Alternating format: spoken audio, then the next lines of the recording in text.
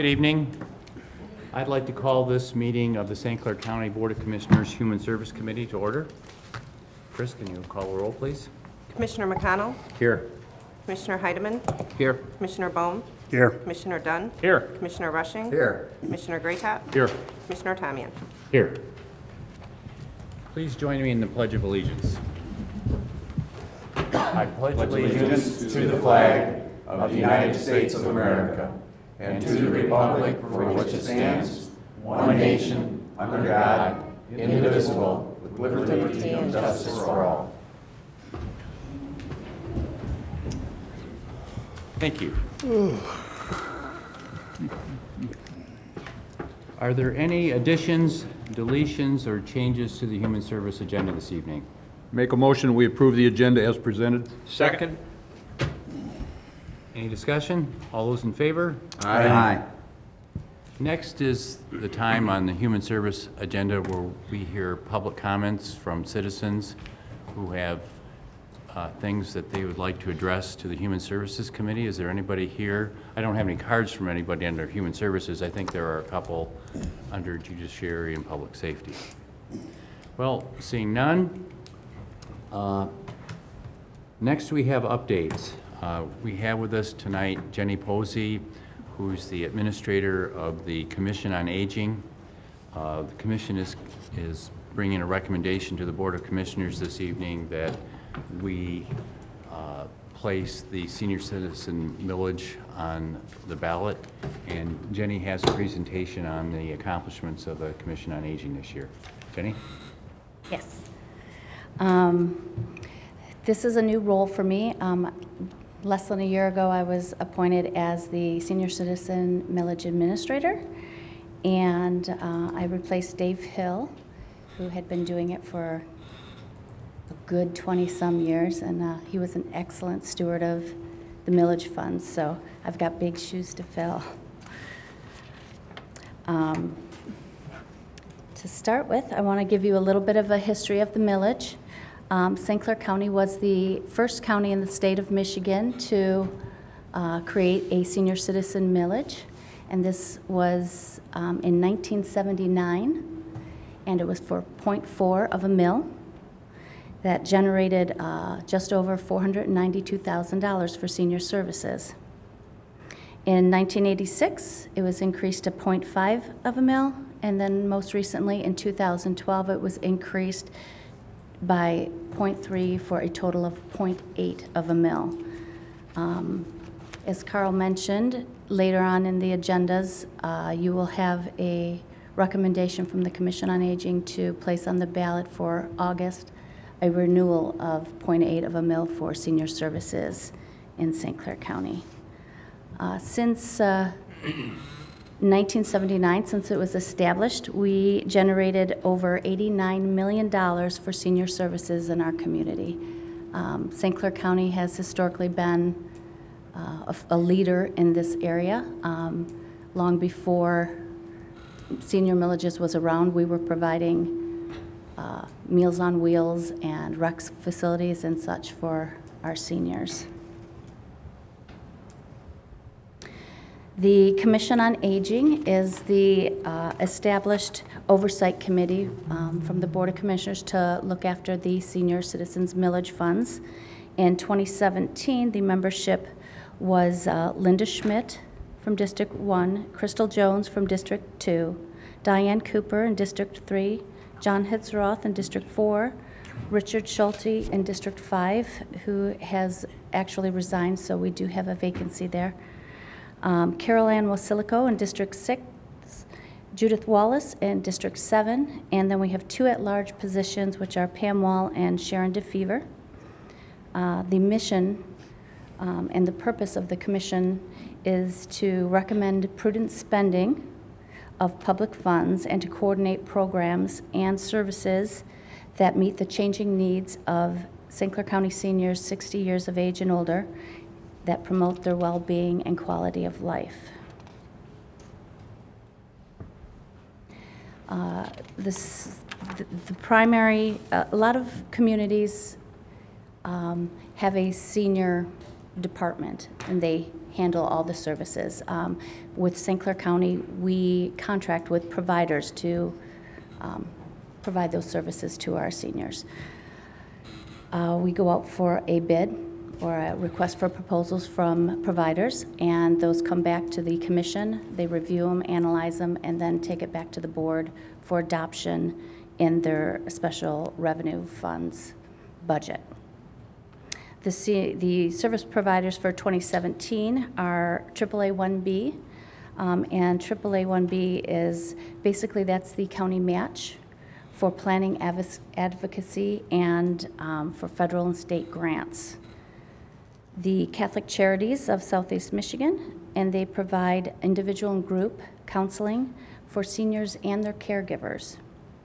In 2017, they also had a supplemental award to expand their services and to get a little bit more services out to the KPAC region. So they have a dedicated staff that was sent out to the western portion. So they have specific people for various areas of the county. The Council on Aging is the largest service provider for St. Clair County. They handle the vast majority of our services as well as the primary recipient for the millage funds. They do all kinds of services. Some of them are listed, as you can see: adult daycare, chore services, foster grandparent program, homemaker, personal care, home repair, the Meals on Wheels program, advocacy, outreach, congregate meals. So they do quite a bit for our community. They also have 4 senior centers throughout the county. They are the one in Port Huron, of course, here locally, and then they have one in Yale, in Marine City, the Michigan Life Center, and in KPAC, the Conrad Community Center. And in 2017, they received supplemental funds as well for a couple of building repairs. One at the Yale Center, they needed a new air conditioner, as well as a new boiler in the Port Huron facility. Lakeshore Legal Aid is another service provider, and they provide legal assistance and representation for seniors in our community. Port Huron Housing Commission was another provider, and they just have a small allocation that they needed for bed bug remediation. So it's very costly for a senior to be able to afford. It's very expensive if you have an infestation. So the senior millage provides those funds.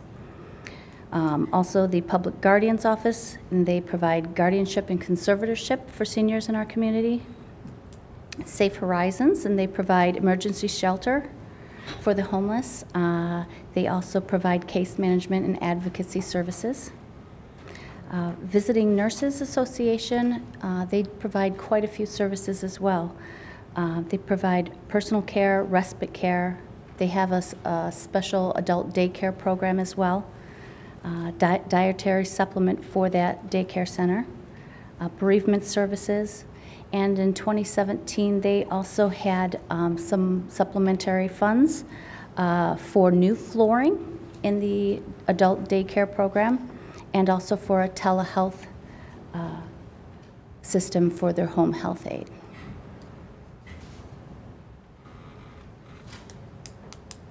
Financial report.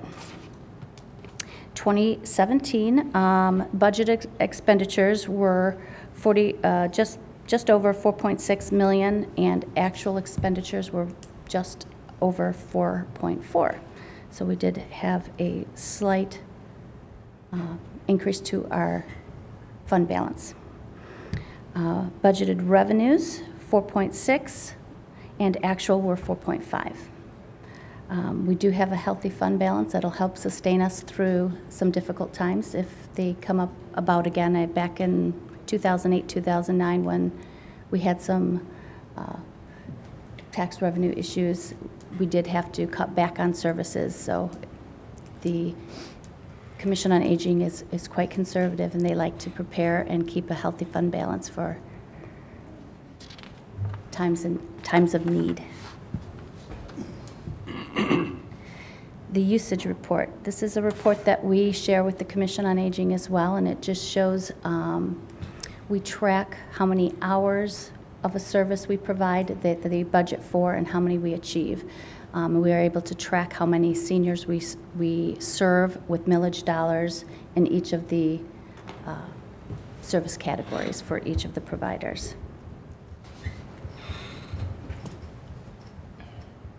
And our initiatives for 2018.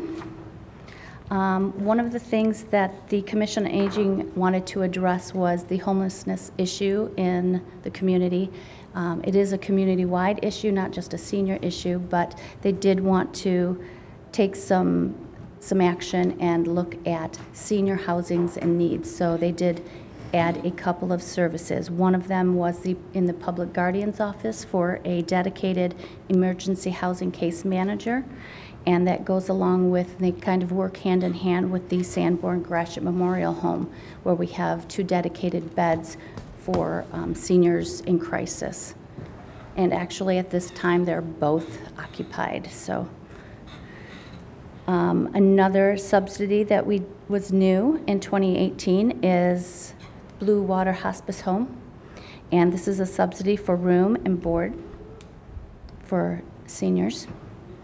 And the other subsidy that we took on in 2018 was a new vehicle for Meals on Wheels. So they had significant miles and they were in desperate need of a new vehicle, so we funded that as well.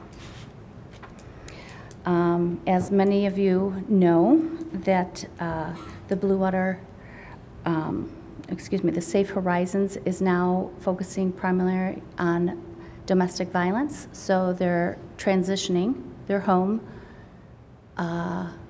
to Detroit Rescue Mission. So I will be working with Diane Bauer and the Detroit Rescue Mission to set up and look at contracting with them for services as well. So we're just in the process of splitting out the budget that we had allocated to Blue Water Safe Horizons and then reallocating. So we will be coming back to you with a contract for Detroit Rescue Mission once all the details are worked out.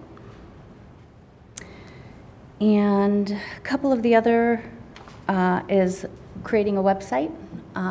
We have not had a website before for the Commission on Aging, so we are developing a website that will show the Commission on Aging, their agendas, their minutes, the financial reports, links to services, and resources available to seniors in the community. So, and we're also expanding to Facebook. Seniors are avid users of Facebook, so we wanted to make sure we hit that market as well. And that's what I have for you. So if you have any questions, Does let me know. anybody have any questions for Jenny? Jenny, excuse me, do you guys own any of the buildings, of the 4 buildings where you are located? Do you own them or do you rent in all of them? We do not own them. The Council on Aging. So we just contract with the Council on Aging for these buildings. So they are the owners of the buildings.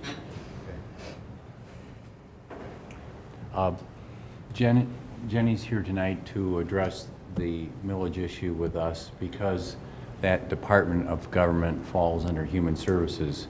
But later on the agenda in Mr. Rushing's committee, the actual tax proposal will appear for action. Howard? Just an observation. Yeah. You started off by showing the original millage way back when. Yeah. And what it is today. And I was just mentally thinking what happened to our senior citizen population over that whole of time. Because skyrocketed. I think it probably doubled too. Yeah, and that's one of the things that I think is a big concern for the Commission, is that we do have an aging population, and that segment of the population is growing very fast, and the needs obviously never go away. So I think we're going to have to be very frugal with our dollars, and we're going to have to look at the resources and who we fund and how we fund them very closely as the population of the seniors grow over the next 10, 15 years. Mr. Rushing? Just one, just verify if I'm correct or not, but the demographics within St. Clair County, we do this every census, but the current demographics, I believe our senior citizens are the largest percentage within St. Clair County, 60 and above. If you take all the other demographics, 60 and above is our largest population percentage-wise in St. Clair County. And it's growing. Ain't no one getting younger. Yeah. No. Well, that would explain, Commissioner Dunn was paying a lot of attention, and I don't know if you were here last month, but we sang happy birthday to him. When you mentioned that when you turn 60, that you can join this club. I'm getting real close. I watched him paying very close attention. I don't know how old he is, but I'm just saying. He looked very interested. And that's what our mission is for 60 and older. So you're not eligible for services until you hit 60. I'll come see you next year. But I am. We can help you. No, you can't. If you can, tell us how. But on that issue, when it comes to advocacy, we talk with our legislators about the need to increase the federal and state funding for senior citizen services, and they respond by saying, we really haven't cut the funding for senior citizen services. But what's happening, they've kept it at the same level, but the number of seniors is growing so fast that the amount of dollars we have for seniors is going down. And that's one of the challenges that, that all the senior citizen providers have. There are a lot more customers and no more money, really. Dollars are still the same. Yeah. I don't remember when the KPAC facility opened, the new Conrad facility, but I think it's been maybe 2 years now. And that's probably one of the busiest buildings that you see in town, between that and our county library. Yeah, it's been very well received. It's and- very well received. Yep, the Council on Truly, Aging does a people great love job. it. There's a lot of people that come in to use it, and it's set up as I believe it's got a generator in case power goes out, so it's going to be set up as a warming house for that end of the county, and there was a grant for a generator, and it's a beautiful facility. You guys do a good job. One nice thing with the Council on Aging is what they open up their facilities to some of these other service providers. So if they need to meet with seniors, they can always meet with them at the senior centers and go over the services that they need, and especially for their advocacy program or for the Lakeshore Legal Aid. So it gives them a good place to meet with seniors on all kinds of issues, not just recreation or other services that they provide, but it can be for very beneficial and crucial needs that they have. So, Since we're on that subject, I'm going to jump a little ahead of myself in the agenda. I was going to make this comment under other human service matters, but since we're talking about the centers, in October this year, AAA1B, which coordinates the 6 county federal and state aid for senior citizen services, I serve as your representative on that board, as well as the Council on Aging and the Commission on Aging.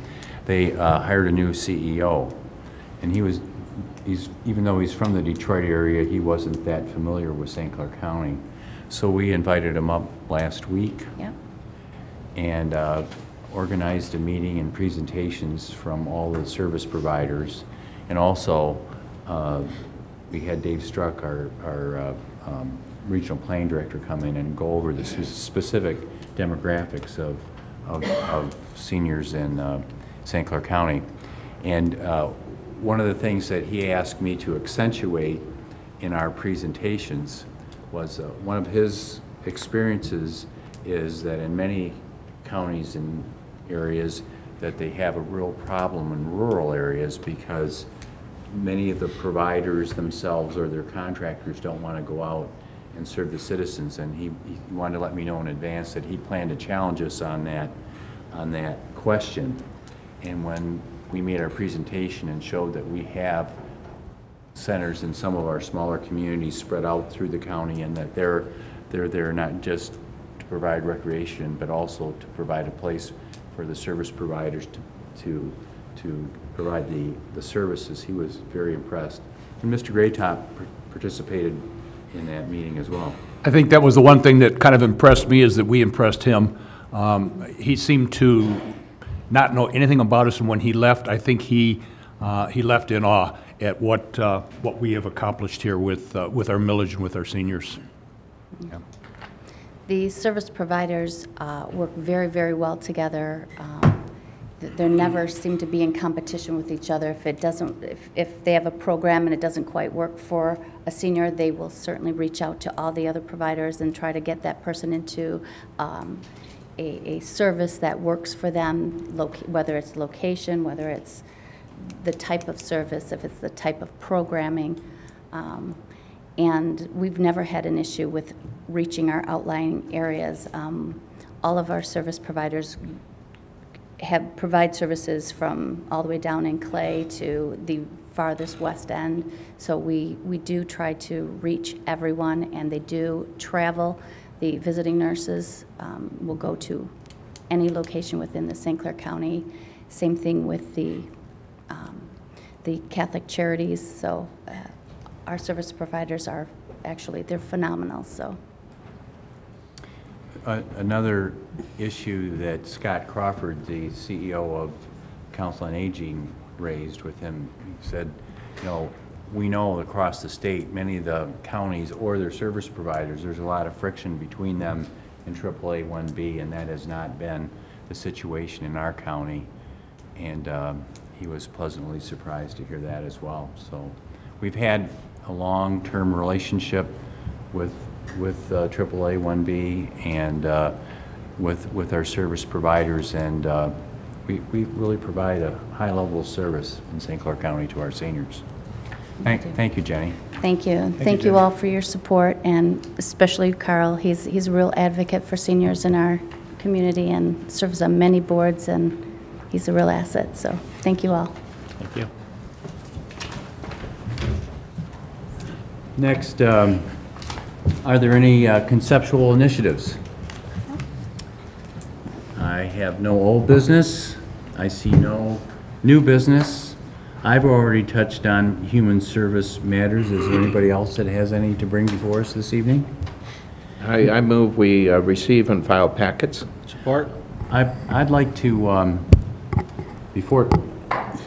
thanks for the motion. I want to emphasize something that's on our information only this time. Usually that's really routine information, but that's under the health department points of interest. There's a very important issue that they've raised here, and I want to make sure that we accentuate it. And I think Annette has worded it well, so I'm just going to read what she has, the bulleted point. She says one of their concerns is that there's a proposal to establish a statewide on-site wastewater code that has been introduced in the House. These bills could replace our St. Clair County Environmental Health Code requirements with those by the Michigan Department of Environmental Quality. In addition, this proposed legislation would require all homeowners with an on-site disposal system to have it evaluated on a 5 or 10-year time frame. I wondered if you saw that. Serious concerns have been raised about these bills regarding the loss of local control and the ability of homeowners to pay for the mandatory evaluation in any subsequent septic tank pumping or system repair or replacement. If passed as introduced, there will be a significant increase in workload for local health departments in the tracking, evaluation, and enforcement of the new requirements with no guarantee of funding. I just wanted to make sure that everybody, not only on the board. They would never pass another unfunded mandate, would they? I'm kidding, I'm kidding. You have a lot more confidence than I do, Howard. So thank you for indulging me. We have a motion to receive and file packets. All those in favor? Aye. Motion to adjourn? So moved. So moved. All those in favor? Aye. Aye. It's all yours, Mr. McConnell. Thank you. Call the St. Clair County Board of Commissioners Judiciary and Public Safety Committee meeting to order. Roll call, please. Commissioner Tamian? Here. Commissioner Heidemann?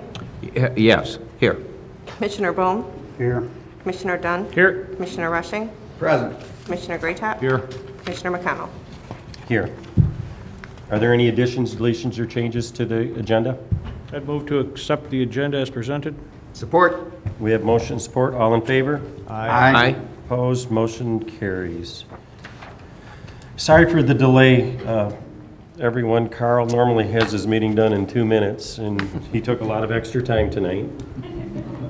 He's a senior. This time, But I'm not the most senior. No, that's true. this is our time for citizens to be heard, and I have 3 people that have turned in. So if there's anyone else, we need a form filled out. But first, we have Kathy Rumble from 950 26th Street in Port Huron on animal control. Kathy?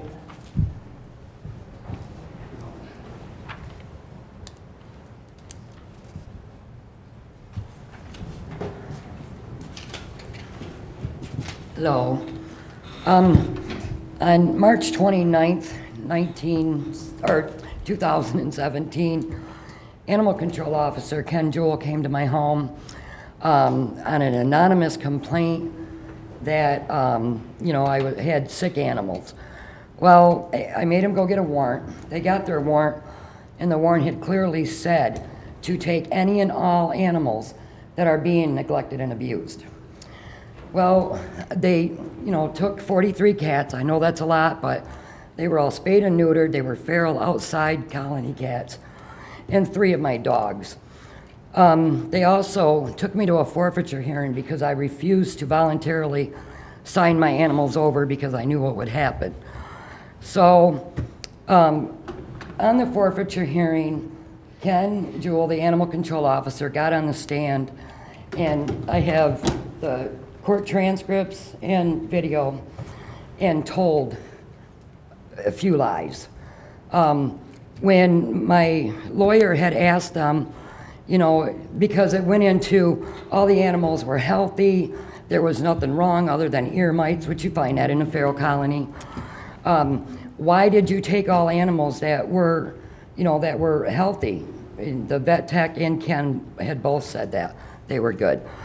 Ken said that he was following his boss's orders to take any and all animals off my property, which violated the warrant.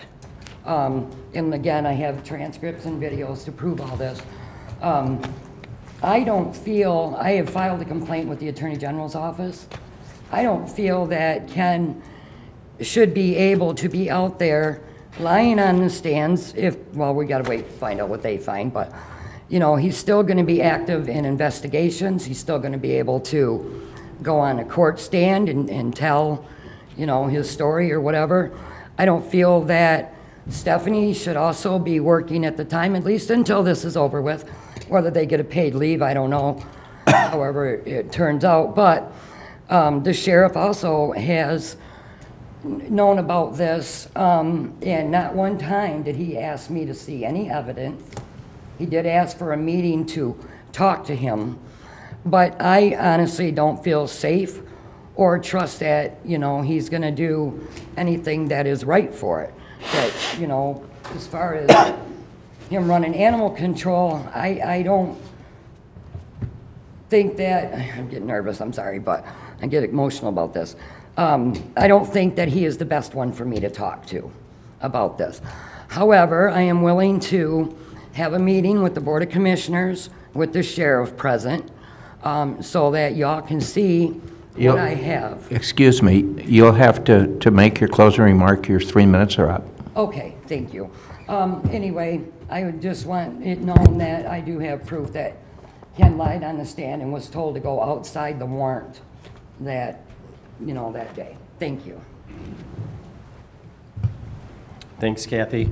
Next, we have Shavina Hernandez, Westwood Drive in Clyde, Michigan. Statement from Iris on the Michigan Pet Fund Alliance. No, I can't let you get away with it. You didn't say your last name. Miss Iris. Yes, Miss Iris. Miss Iris Palangeli she could not make it this evening. She had an important family matter to attend to, so she asked me to read a statement for her. This is directly from Iris. For the next meetings, I'm going to be bringing your attention to some questions that have come up regarding practices at Animal Control. If you were to visit the shelter today, you would find it nearly empty, and it's been this way for quite a few months. I've heard that AC says this due to the high number of adoptions, but it is evident that it can't be adoptions because there are so few animals at the shelter that can be adopted. According to shelter reports submitted to Animal Control to the Michigan Department of Agriculture and Rural Development, shelter intake is down 54% from 2014. Dog intake is down 50% and cat intake over 300%. The shelter supposedly stopped taking in stray cats last October, blaming this decision on the advocates. The advocates asked the shelter to stop irresponsibly killing cats, not stop taking them in. There has been no explanation given for the huge drop in intake over the years, and no other shelters have reported such huge decreases in intake. I think the commission and the community deserves answers. Why is taxpayer money being spent on an animal control that is not taking care of animals? Finally, she would like to personally address this. She'd like to publicly thank the sheriff for reaching out to her in hopes he understands that she acts in the pleasure of her board, and they didn't think it was a good time to meet, but she wanted to thank him. So thank you very much. Thank you. Next, Renee, is Susan here? No, she's not. Okay, so we have Renee Radcliffe is going to be reading something from Susan Atwater.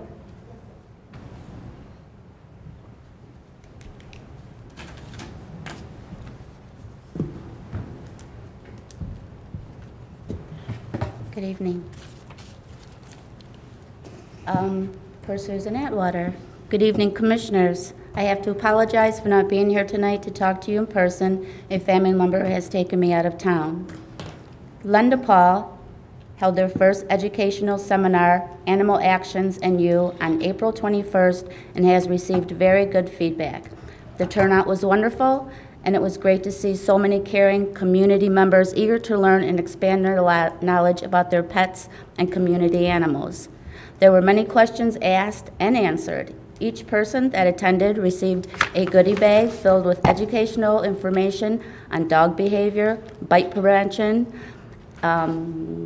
introduction of animals, TNR, and community cats. There were a couple of tables with information about Blue Water Humane Society, SNAP, and Light of Hope, as well as a flyer that listed some resources for the community. We were able to raise some money from the gift baskets at the seminar, and have used the money to help some community members in need. We were contacted about fencing that needed to be rebuilt to keep their dogs safe and a neighbor's dog safe. It took us 6 hours, and we were able to build over 50 feet of privacy fencing. This and other types is the kind of outreach that Linda Paul will be continuing to do as funding is available. We also have a few wonderful ladies that volunteered and have been working with community members to TNR some community cats. They took 11 cats to All About Animal Rescue on Sunday and had them fixed. A gentleman that lives in the country had cats dumped off on his property and needed the help, and is now ecstatic to have his barn cats back and fixed. There will be more fundraising events so that we can continue to help our community to be the best that it can be. We will have more in-depth and a variety of educational seminars and a barbecue coming up as well.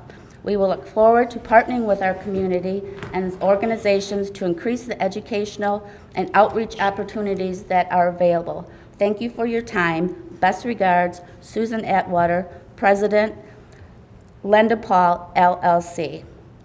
I would also like to congratulate Light of Hope Animal Rescue. They just found out that they are now partnered with Bissell Corporation, and they will be participating in the emptying of the shelter next year. Very good. Thank you.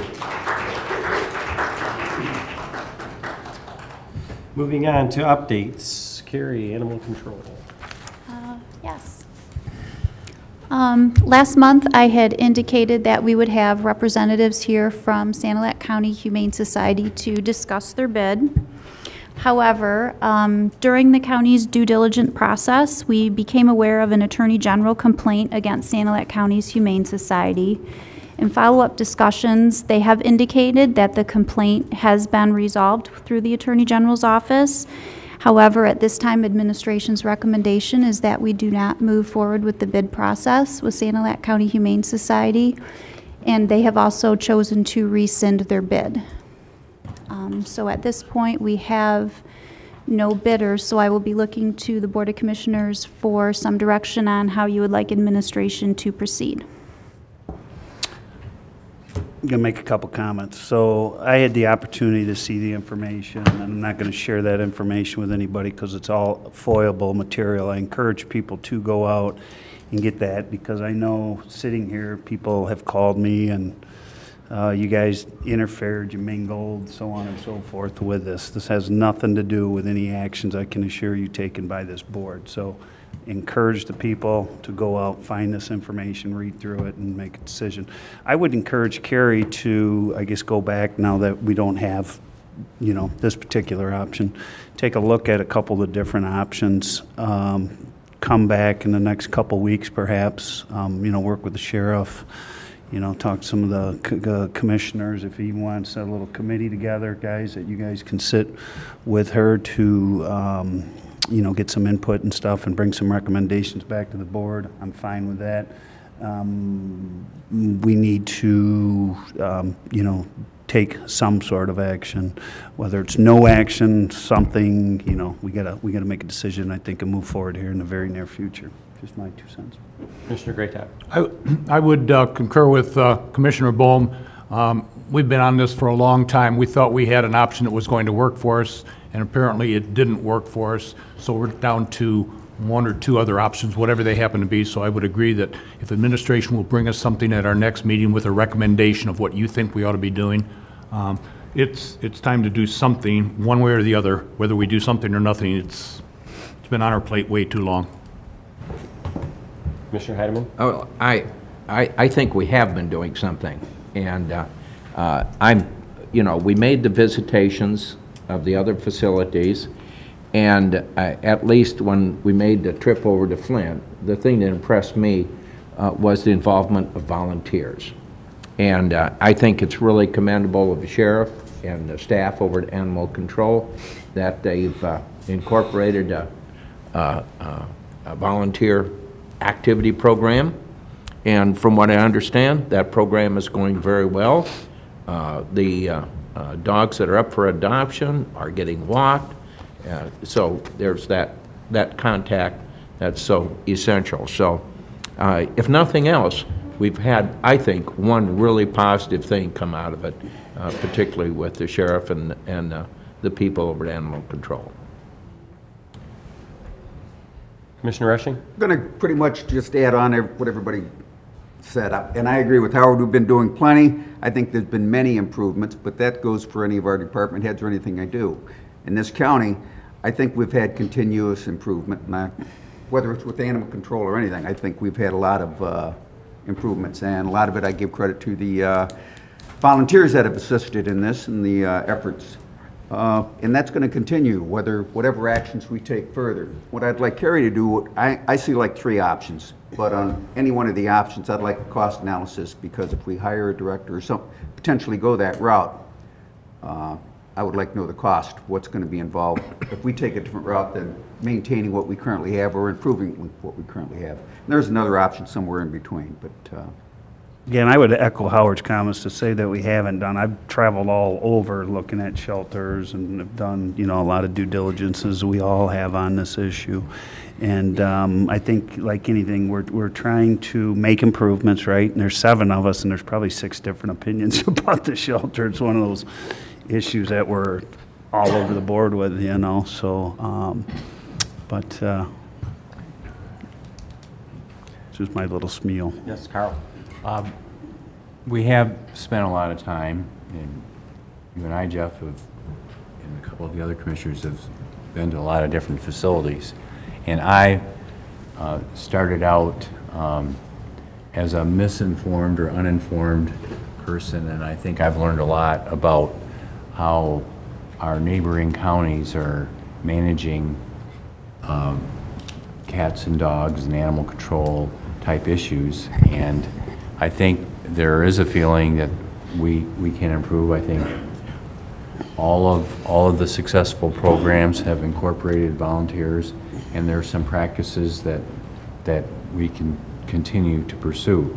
But we need to have some entity or some leader to take us down that road. It's not something that we as commissioners, I think, are going to be able to meet every couple weeks and come up with decisions. We really need somebody who is going to spend the time and has the background to implement some of these, continue to implement some of these improvements. Mr. Dunn. I would concur pretty much with what everybody said. I've learned more about animal control in the last 3 years than I ever thought I would in my life. So it's been quite an experience, and I think everybody agrees some change needs to be made, whether it's large or small. Or, and I am ready to move forward with whichever direction we're going to go. I agree with what Commissioner Graytop says. It's been a long time, and it's time to bring it to a head. So. Yes. On the last 16 years on this board, the animal control facility and the operation of that has been like night and day. Now, does that mean it is so much better? And I think when we visited those facilities, I came away thinking, you know, ours isn't all that bad. You know, we don't have to apologize for our animal control facility or the way it's being operated. The lack of volunteers out there, yeah, that needed to be changed, and that was. Having said that, though, when we quit looking for a better way to do things, we better get off of this board. And I think that's what Mr. Graytop is saying. We need to keep looking, and if there's a better way, we need to incorporate it. Well, I mean, we can talk all night about it, but the direction, I think, is to Carrie to come up with some ideas and numbers behind them, because bottom line is it's going to be a dollar and cents item, right? I mean, money fixes everything. It'd be real easy. We could spend $500,000 and have the best of the best, but you know, is the money there, and does it need to go somewhere else? I mean, everybody's looking for money, so I think that's where we need to go. We'll come back, and I don't know that you said at the next meeting, that's 2 weeks from tonight. I don't think that in 2 weeks we should be asking you to. Well, if it's 2 weeks, if Carrie's it's a month, good. Well, that's what I'm saying. start working on it. You know, I mean, I don't want you dropping everything, and I mean, you obviously have a lot of stuff you do, but let's work towards a resolution here in the near future. Right. Good. Okay. Anything else? No, that's it. Thank you. Thank you. Conceptual initiatives? We have no old business. Under new business, item 7A, the fiscal year 2018 Public Guardian St. Clair County and Communal Mental Health Contract. Again, it's for $54,000. It's the same as it was during 2016 and 17. Make a motion to forward that to the full board. Support. We have motion and support. All in favor? Aye. Opposed? Motion carries. Emergency Management Advisory Council. This is needed to be, it's put in place. It's actually, there's a copy in the agenda of the list. It's the people that attend the emergency management meetings on a, I don't know if I say quarterly or Bi-monthly. bi-monthly meetings. So it's just a list of everybody that's there. This is needed to be voted on so that we can use it for grants. There's revised bylaws, too. Okay. I would move that the recommendations on the Emergency Management Advisory Council membership and the bylaws be forwarded to the full board. Second? We have motion and support. Any questions? All in favor? Aye. Opposed? Motion carries. Item 7C, the Sheriff's Office Fiscal Year 2018 Bulletproof Vest Partnership Program application. The application's for 35 vests at $18,375. We haven't been getting the full amount in the previous 4 or 5 years, but anytime that vests are $525 a piece, so any money that does come is a bonus. Mr. Chairman, I'd make a motion to move this to the full board. Support. Second. We have motion and support. Any questions? One quick one. Yes, sir. I noticed they have road patrol and corrections officers on there. Do the corrections officers wear vests when they're on duty, do you know? Or is that for an event that would come up that they would need them? They wear them for transfers when they have to go into the court or Okay. Yep, Pam, thank you very much. Anything else? Motion and support, all in favor? Aye. Opposed, motion carries. Are there any other judiciary and public safety matters? I have one. The St. Clair County Rescue Task Force of 2018.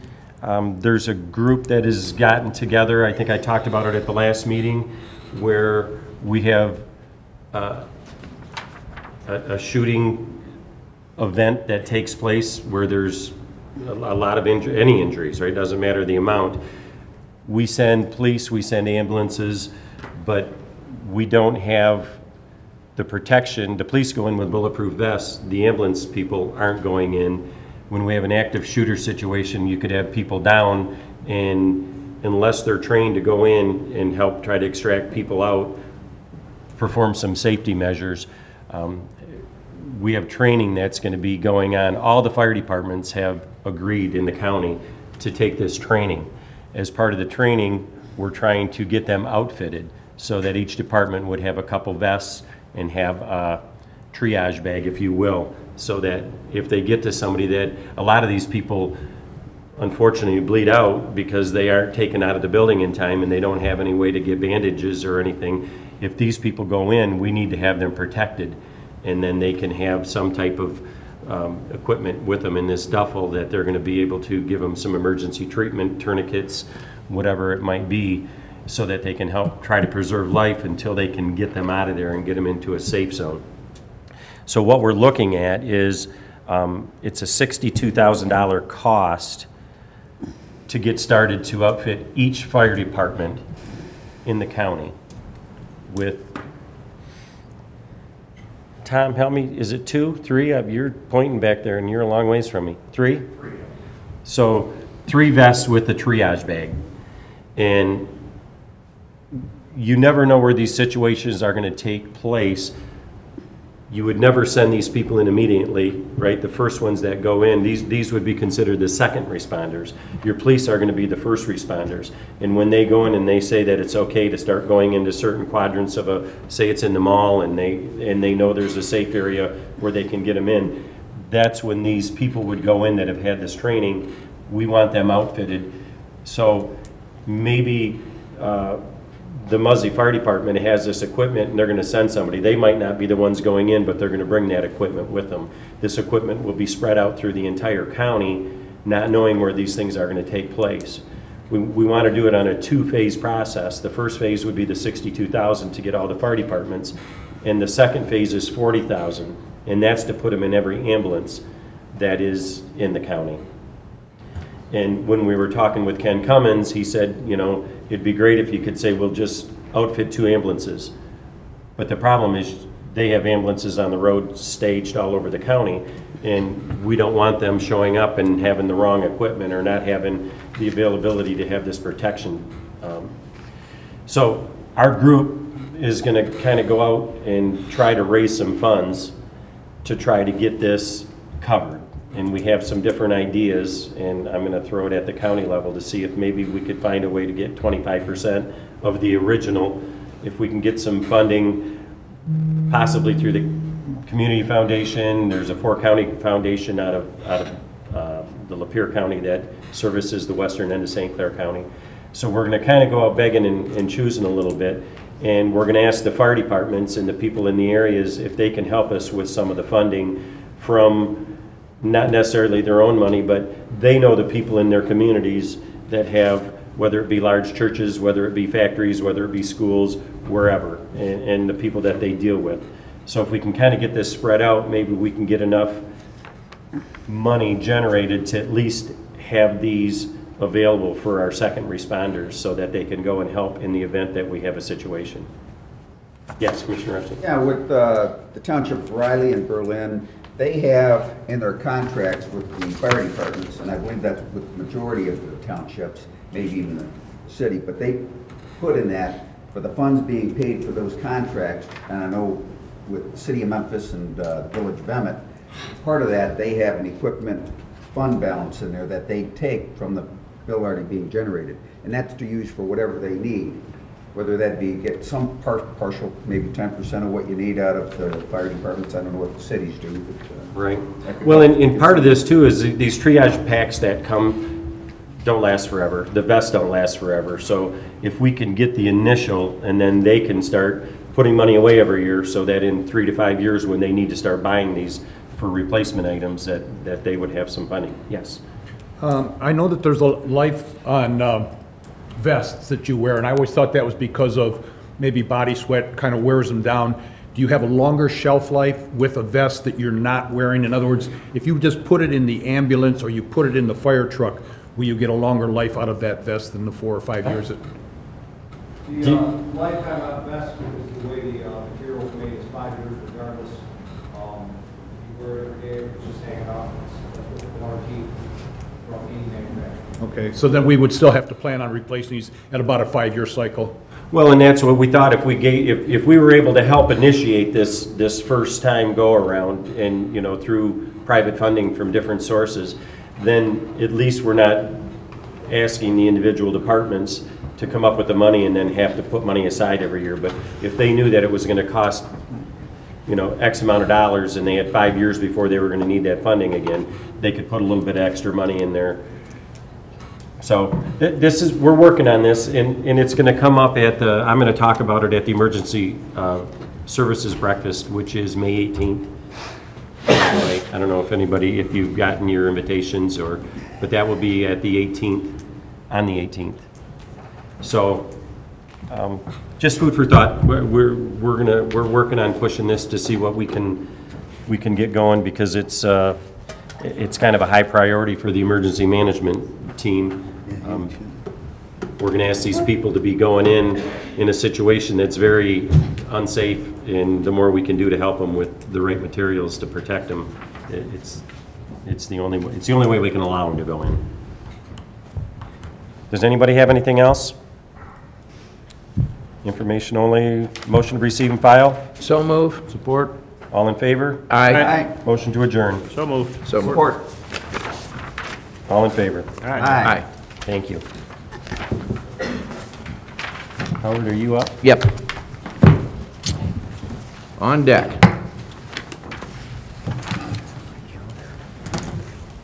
I'd like to call the St. Clair County Board of Commissioners Environmental and Public Works Committee meeting to order.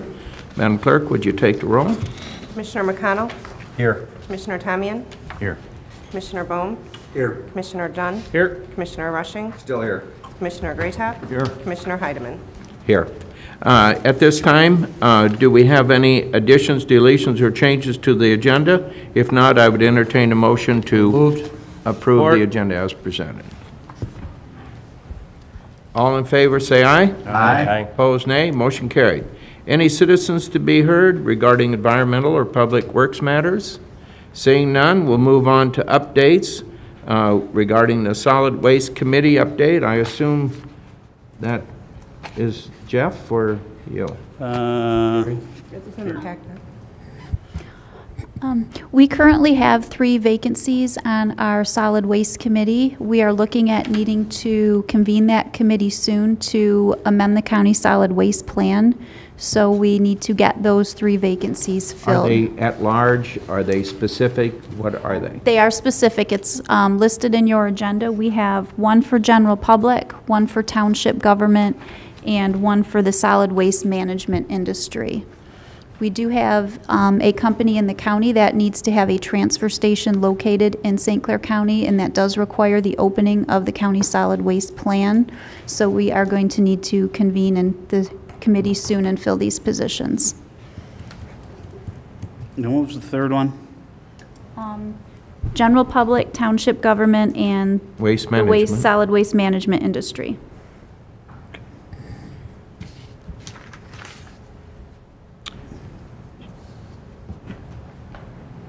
Okay. Art, Yes. I don't know when you go into the next supervisor's dinner, the township supervisor's dinner, but generally you have a supervisor sit on that board. I think that's what you're looking for from the townships. I'm positive I can fill all 3 of those positions, just make a couple phone calls. I've had some people that have had some interest before, so. Okay. Excellent. Going on to I assume you're finished? Yes, I am. Okay. Any other conceptual initiatives from administration? None? No old business, no new business. We have the Smiths Creek landfill activities report. I would entertain a motion to receive and file. Support. It's been moved and supported. All in favor, say aye. Aye. Opposed, nay. Motion carried. Any other environmental or public works matters? Seeing none, we'll go on to information only. We have the Park and Recreation Commission financial documents. We also have the Environmental Protection Agency well permit modification, Marysville Hydrocarbon LLC. I would entertain a motion to receive and file those information. Support. It's been moved and supported. All in favor say aye. Aye. Opposed, nay. Motion carried. At this time, receive and file packets. So moved. Support. It's been moved and supported. All in favor say aye. Aye. Motion to adjourn. We are adjourned. Support. Aye.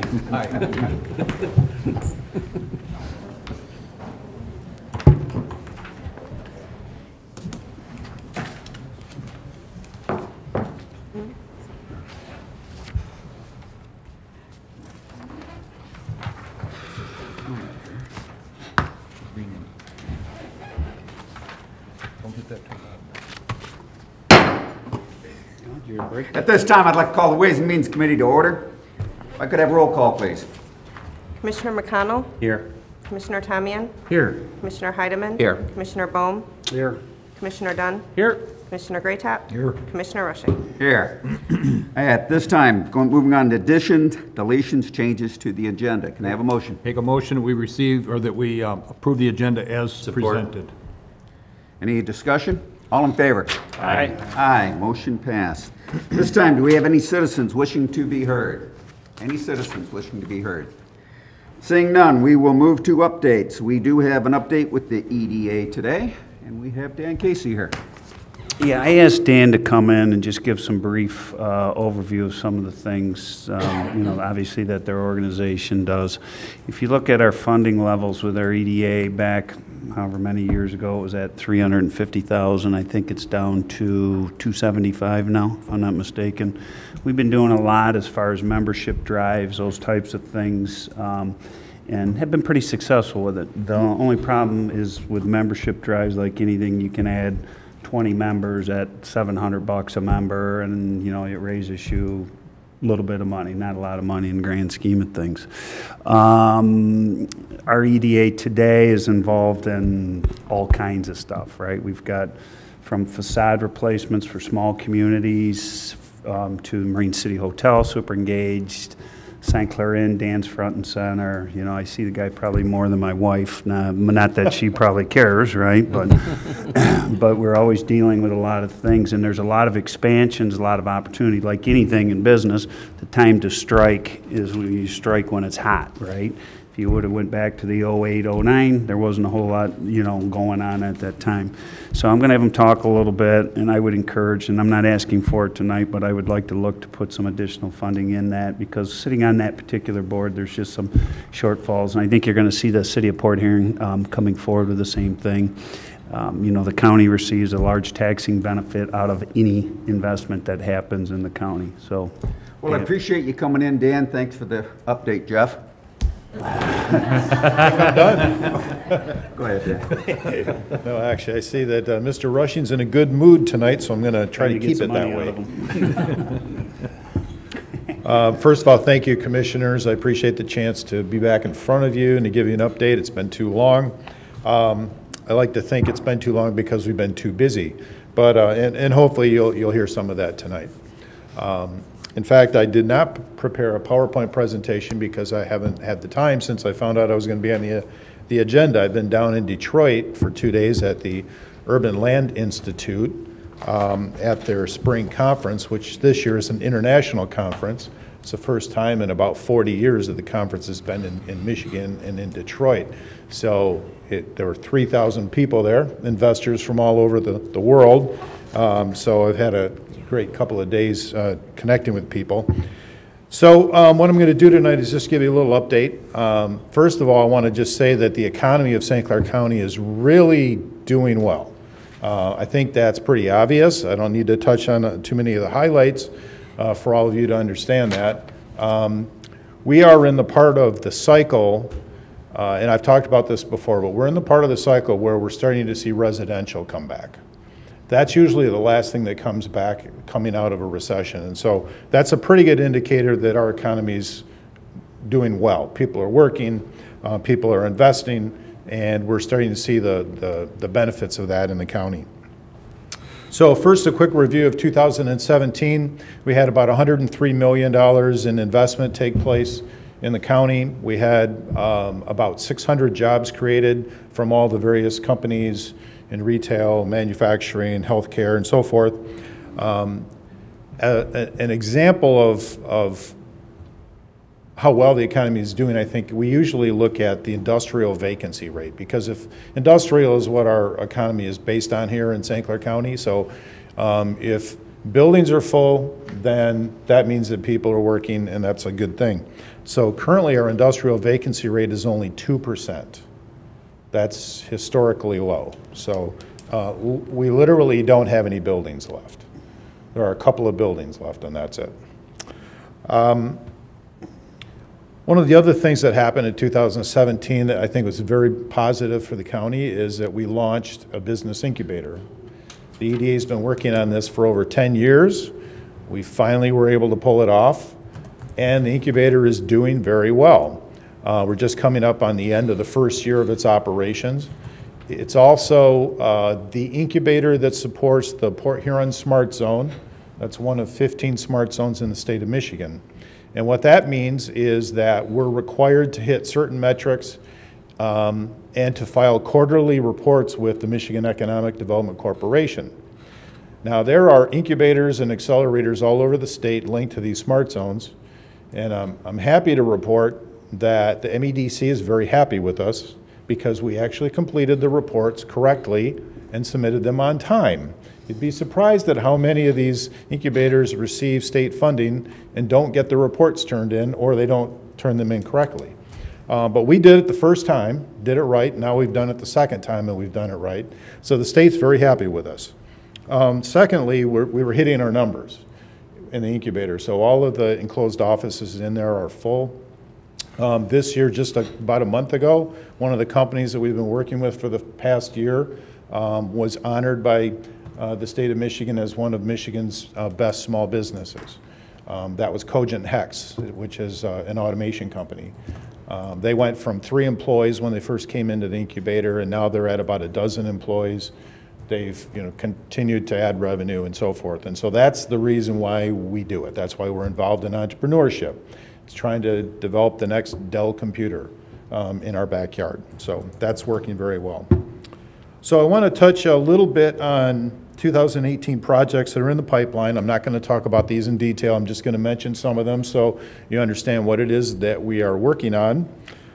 First of all, typically in a normal economy, we have anywhere from 40 projects or more in the pipeline at any given moment, and that's true at the moment as well. That's what we're working on. You saw last week a big announcement on the DTE power plant being approved by the Michigan Public Service Commission. EDA, along with Metro Planning, the county, and other partners have been working with DTE behind the scenes to make sure that they put their best foot forward and that they had support from the business community for their application.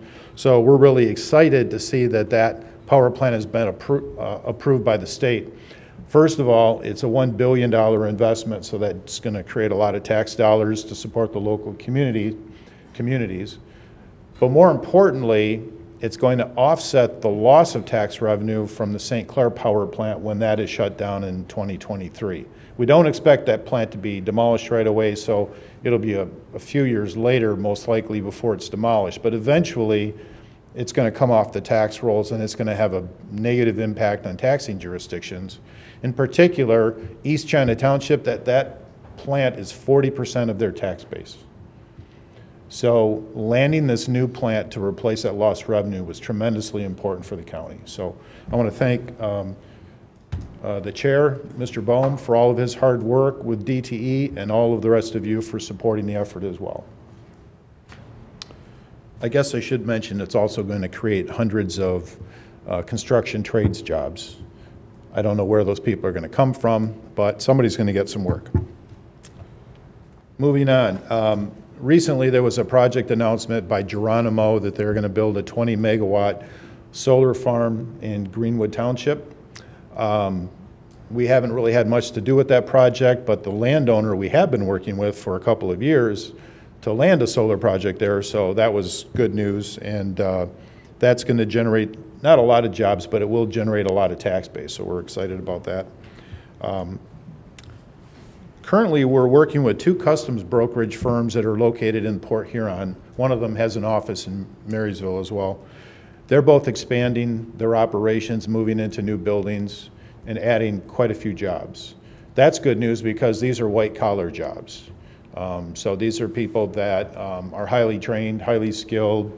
They work with the logistics companies and with foreign governments, including the U.S. government, on the goods that flow across the border, and to make sure that they're filing all the correct paperwork so that they don't get held up at customs. So we're excited to see that happen. We've been working on both of those projects for more than a year. They have not been announced yet, but they'll be announced shortly. There's also a manufacturing project in Port Huron. We expect it to be announced in a couple of weeks. It's receiving a state incentive as well as some local support, so we have to wait for the state to complete their process, but you'll be hearing about that shortly. We're also a finalist for a larger manufacturing project. It's down to Port Huron, Michigan, and Buffalo, New York for this project. It's going to create a couple of hundred jobs.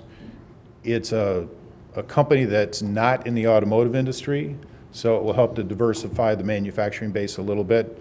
The jobs also are paying, the average wage is going to be starting at $16 an hour and going up from there. And they'll also have management positions, engineering positions, and so on. So we're hopeful that we'll land that project, and we should be finding out in about a week. Moving on to residential. Last year, and again carrying over to this year, there are 4 residential subdivision projects that are in the works. That's really good news. We also have 2 apartment complex projects. One of them is under construction in St. Clair Township. The other one is supposed to begin construction this year in St. Clair. We also have a Love's Truck Plaza coming to I-94 and Wadhams Road. That's a project that went through site plan approval last year, and it's going to begin construction this summer. In Yale, we have a Taco Bell project and a mixed-use rehabilitation project for an existing building that's underway. And we have the St. Clair Inn project, of course. I think everybody knows how important that is to the county and to St. Clair, so that's been underway for probably 3 years, and now we're at the point where the construction has begun, so that's really good news. So what's the future look like? There are 3 particular areas that EDA is going to be working on in addition to what we normally do. The first of those will be talent attraction. As all of you probably are aware, we're at about 5% unemployment right now, which is considered full employment nationally. And virtually every company that we have, whether it's retail, healthcare, manufacturing, whatever the industry is, they're all having a hard time finding people to fill jobs. Any job, it doesn't matter what it is, they're having a hard time. So this is an area that the EDA has picked up on and decided that we need to do something proactively. And so recently the EDA board approved a talent attraction strategy, which we're now in the early stages of beginning to implement. I don't want to go through all the boring details of what that means and how it's going to work. So I can narrow it down to about 5 things. The first is we have about 40% of the people that live in this county and work are commuting outside of the county to work every day, 40%. So we're going to be going after some of those folks and encouraging them to take a look at job opportunities in St. Clair County. It's already happening naturally anyway, because especially people that have been working for a long time, at some point they kind of want to work closer to home so that they have more free time, cut down on the drive, have better quality of life. So some of that's already happening naturally, but we're going to try to encourage more of that. We're also going to be working with people who have relatives and friends who used to live here but moved away. We're going to be implementing a social media campaign and encouraging people to get involved using their own personal social media, whether it's Facebook, Twitter, or whatever. But we're going to be encouraging people to also promote some of these job openings, these hot jobs that we have in the county, to family and friends that live outside of the area. We're going to be working with the government and with companies to attract veterans who are coming out of the military. There are a couple of new programs that were launched.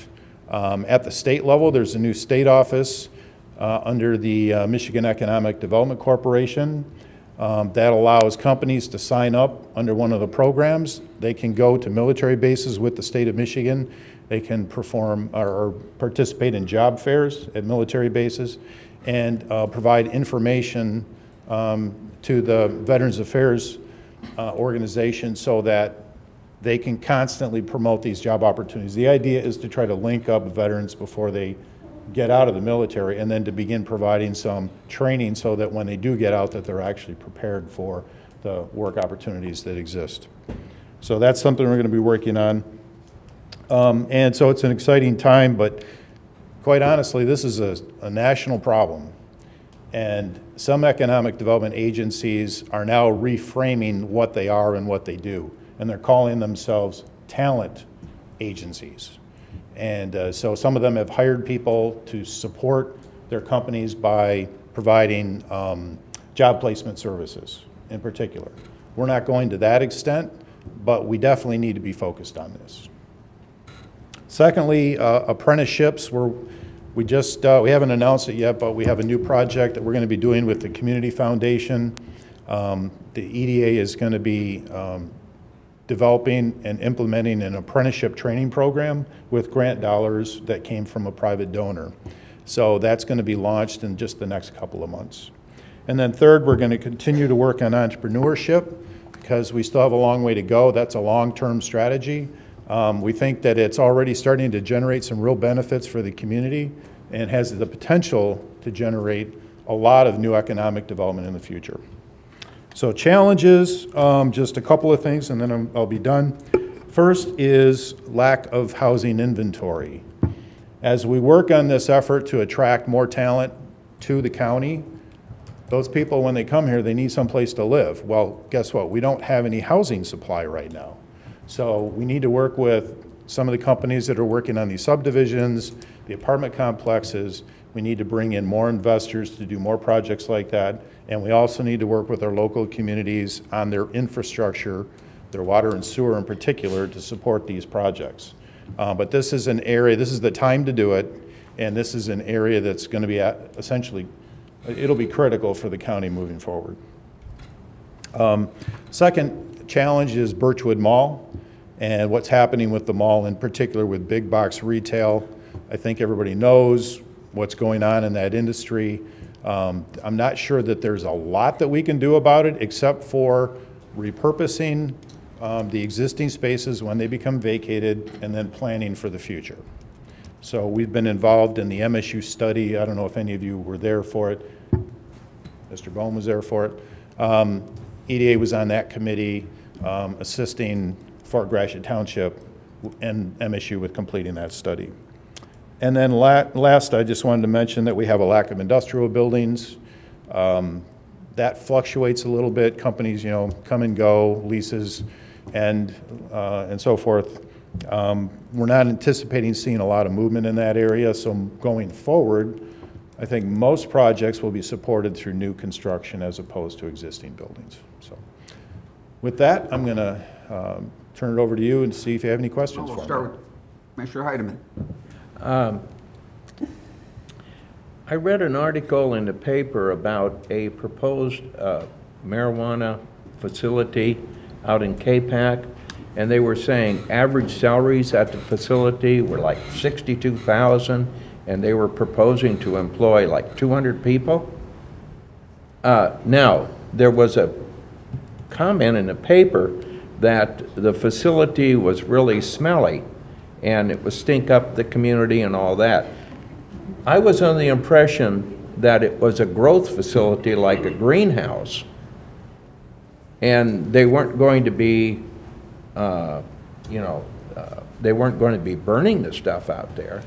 Am I right or wrong, or did I not understand it correctly, or the community is getting some false information? What's going on?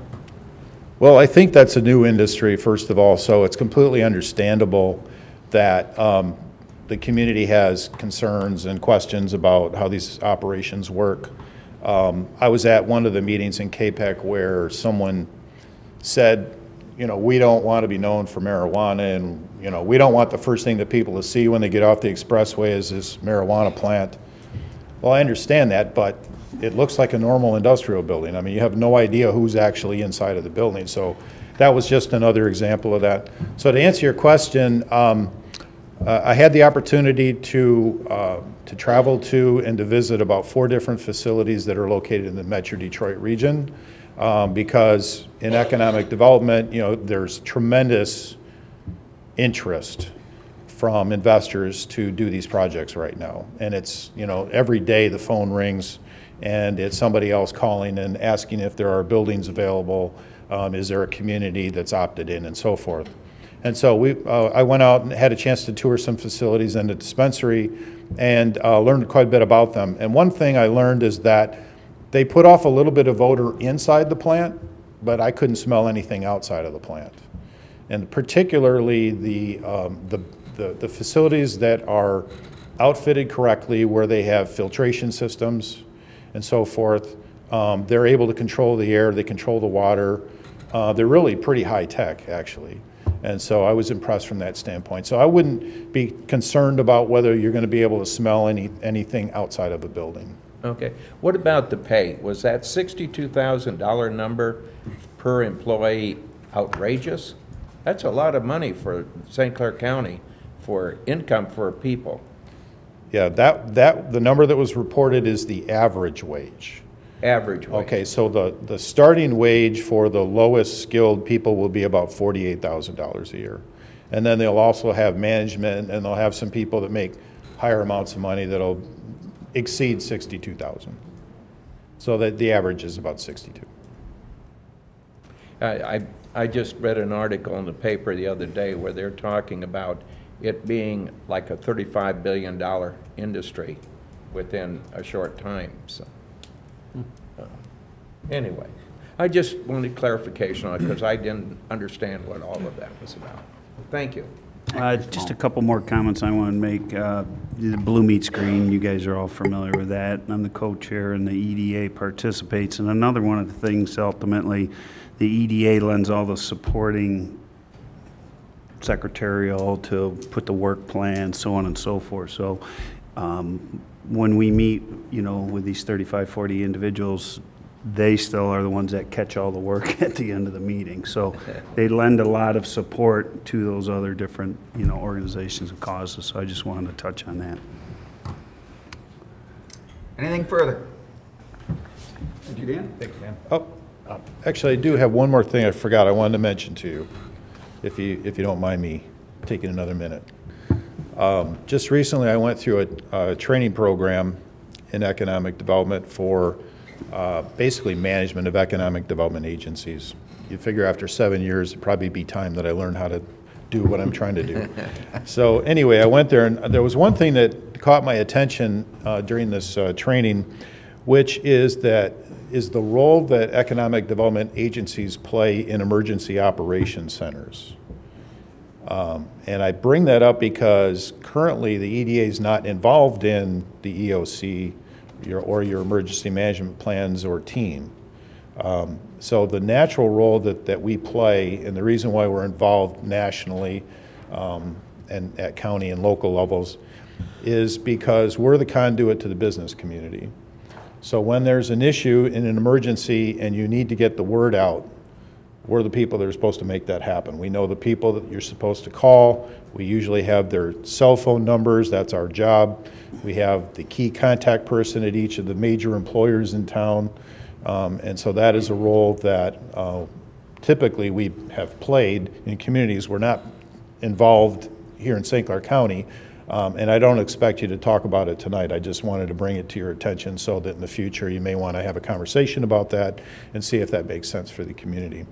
I will say that just a couple of days ago, there was a major fire in Shiawassee County with a company called Meridian Magnesium, and it was a pretty significant event there, and they did not have their economic development agency as a part of their EOC either, so they weren't able to really communicate any of the particular issues and concerns that they had. How does that affect other companies in the area that supply them? You know, you have to stop trucks from coming to the plant and all of those kinds of things. They did eventually put out an email to all of the economic development agencies in the region, and they said, if you have any companies that are suppliers to this company, let us know, because we need to be able to communicate to all those businesses and also to the OEM to let them know that there's going to be a disruption in your supply chain. So that's just another example of why we're part of the EOC. So thank you. I appreciate your time Mr. tonight. Chairman, I had one other question. I don't know if Dan or Mr. Bohm knows, but when we look at this $1 billion natural gas plant, what is the value? Are we going to end up about even in revenue as a result of this? We've got these other plants that are A little bit different. more money. How they have this, there's a state formula and a per megawatt calculation, which is tax. You know, these things have been to the tax tribunal back and forth and everything else. It's not a huge bump over what we're getting. And when I say not huge, I don't want to downplay it, but another $100,000 or whatever. They ran the economic DTE along, funded $50,000. We were able to apply for a federal. Actually, if you get that report, and you could maybe get that to Carrie, and she could distribute it to us. It has all the taxing benefits and tells about the whole thing. It was a very in-depth report regarding that. Because I know the existing plants are depreciating too, so. Yeah. I can assure you River Rouge and Trenton, excuse my French, are screwed because they are 40 to 60% of their entire tax base. You lose a power plant, you are in big trouble, and you're not replacing those things. So I can't tell you how happy we are to get that And I investment. want to congratulate both of you on your work on that, because it is very, very important to our county. Yeah, I also think with gas-fired plants, it's pretty typical in the future that you daisy chain them together with other engines and so forth, and future investments. And so you combine that with the fact that St. Clair County has the most natural gas stored underground of any place in the Midwest, and it puts us, not to mention that we also have the transmission capability. And so the combination of all of those factors puts us in a great position to get future investments from DTE with this new power plant. Once it goes in, they'll most likely be expanding right next to it. Thank you. Thank you. again. All right, moving on. 5, conceptual initiatives. We have none. We have no old business. Moving to new business. 7A, proposed revisions to the contract approval policy. And I believe Commissioner Greatop has a couple questions on it. Nope, they're already been answered. I would move that that policy be forwarded to the full board. Second? Any further discussion? All in favor? Aye. Aye. Aye, motion passed. 7B, Resolution 18.09, placing the proposed renewal for the St. Clair County senior millage on the ballot, and this is for final action. I make a motion for final action. Support. We have a motion second. Any discussion? We had it pretty well covered earlier. I need a roll call on this. Commissioner McConnell? Yes. Commissioner Tamian? Yes. Commissioner Heidemann? Yes. Commissioner Bohm? Yes. Commissioner Dunn? Yes. Commissioner Greatop? Yes. Commissioner Rushing? Yes. All right, moving on to... I don't think anyone on this board at our age is going to oppose it. No, continue. I was just interrupting. We only got 3 under. As the Yeah, the youngest majority are over. member of the board, I supported you guys. And if you could just verify, but doesn't about 70%, this passed by about 70% of the vote? That's correct. All right, moving on to 8. At this time, do we have any other ways and means matters? Seeing none. Number 9, need a motion for information only to file. So moved. Support. I just want to touch on that quick. That, if you didn't get a chance to see it, front page of the Wall Street Journal, our community foundation, it used the town, I think it was Hamilton, somewhere as a reference point. It talked about basically, and this goes back to Dan's efforts with the EDR, Community Foundation funds a program to actually bring talent back, which I think they'll pay up to 10,000, 15, whatever Just that increased number it is. to 15 now. Yeah, it's been really successful to be able to bring people back, and that's part of because of, you know, like I said, I sit with these guys all the time, and to identify the need, the Community Foundation's now putting that money up to be able to do that, and it talked on the front of the Wall Street Journal, and it talked about the program that it was modeled after was St. Clair County. It had a nice plug, very front page of the Wall Street Journal, had to be 3 or 4 days ago, and referenced St. Clair County and the Community Foundation for their efforts, so. Anything else? We have a motion and a second.